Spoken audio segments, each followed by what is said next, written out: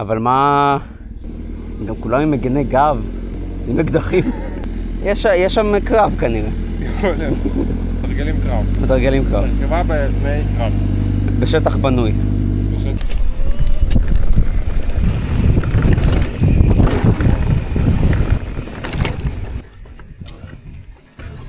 הופה!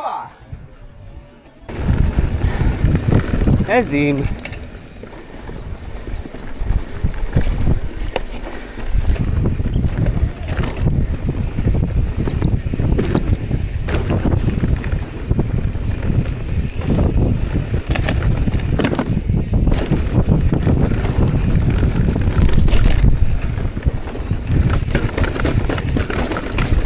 הופה!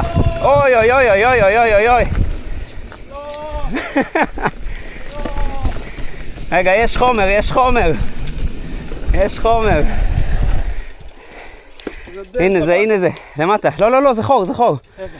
הנה הוא, הנה הוא, למטה. הנה, הנה, זה חור.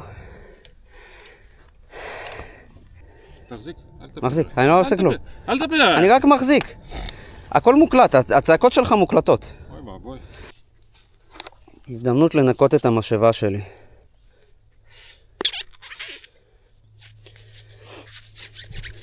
השדבוקים. אני ילד גדול, אני יודע איך עושים. אל תוריד ממני. אתה פה תביא, תביא, תעשה, תעשה. בבקשה לך. נראה לי זה לא החור הנכון. עשיתי עוד חור. מה, אתה גאון? או, זה עובד. תחזיק בבקשה. מה שאתה צריך. מה שאתה צריך, אחי. איך אתה יודע כמה? ספרתי. ספרת? מה זאת אומרת? אבל איך אתה יודע כמה היה?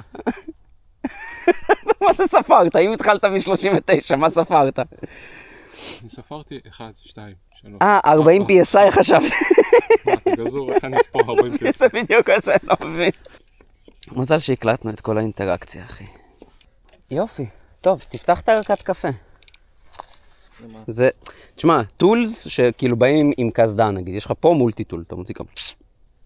מהאוזן. מהאוזן, בדיוק. כל הזמן מהדהד לי בראש מה שאמרת, שבשביל מה צריך כלים, אנחנו לא מצליחים לתקן שום דבר אף פעם. שמנו מהר עכשיו, שתדע. מהירות? זה לשם.